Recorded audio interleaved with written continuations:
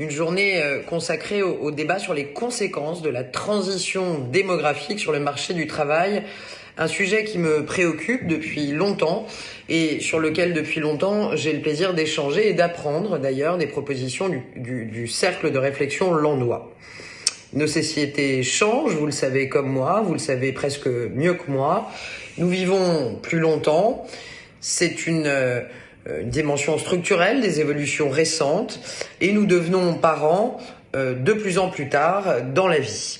En 2019, en France, vous le savez certainement, une femme a son premier enfant en moyenne à 28,8 ans.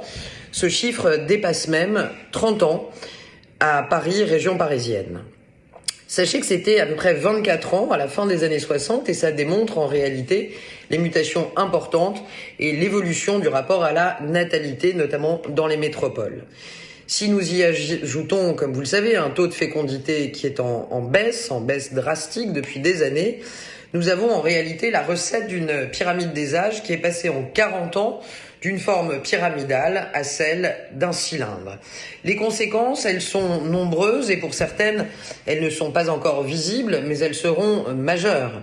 Développement des politiques publiques liées au grand âge, adaptation profonde du système de santé, mais aussi du système de dépendance et d'accompagnement de nos aînés, équilibrage nécessaire des comptes sociaux pour prendre en compte cette mutation démographique majeure et bien évidemment évolution, changement que j'appelle de mes vœux dans le monde du travail pour faire enfin plus de place à nos salariés seniors qui ont l'expérience et qui ont aussi bien souvent l'énergie pour continuer à mener à bien leur vie professionnelle mais aussi pour continuer à former et à bien informer les plus jeunes.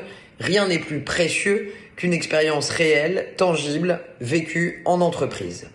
Et sur ce sujet, vous le savez bien au Club Landois, Sybille Lemaire le sait bien, nous en parlons depuis des années, nous avons encore énormément de travail et de pain sur la planche. Faire plus de place et une meilleure place aux seniors dans les entreprises, dans les environnements de travail est véritablement un enjeu majeur au plan économique, mais aussi évidemment un enjeu majeur au plan de la cohésion nationale. Le taux d'emploi de nos aînés des 55-64 ans, il était en 2022 d'un peu moins de 57%. C'était déjà un léger progrès par rapport à 2016 où, vous le savez, il était à peu près à 51%, mais nous avons encore des marges de manœuvre très importantes. La Suède, qui n'est pas un pays où règne, contrairement à ce qu'on voudrait nous faire croire, un enfer libéral, la Suède arrive à plus de 77% de taux d'emploi des seniors. L'Allemagne, plus de 73% de taux d'emploi des seniors.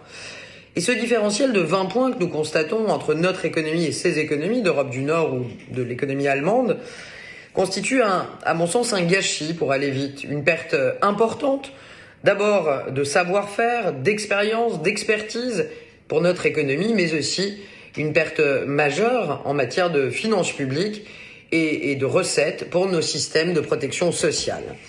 C'est aussi un enjeu de cohésion nationale. On ne peut plus vivre dans une société où des salariés qui dépassent 45 ans auraient la peur au ventre d'être licenciés dans les prochaines années parce qu'ils sauraient que c'est très dur de rebondir dans un pays qui n'a qu'un peu plus de 50% de taux d'emploi des seniors. Une société du travail plus forte, plus unie, passe par l'acceptation de l'ensemble des forces vives du pays et surtout par leur intégration réelle. On doit pouvoir agir sur certains leviers, nous l'avons déjà fait, notamment avec l'accès facilité à la formation tout au long de la vie, dans le cadre de la réforme de la formation professionnelle. Mais on doit aussi, et je crois que c'est l'intérêt de journées comme celle qu'organise aujourd'hui le Club Landois, identifier des freins.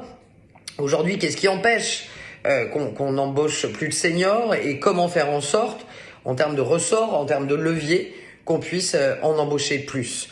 Je crois évidemment, depuis toujours, à l'inclusion de tous dans l'emploi.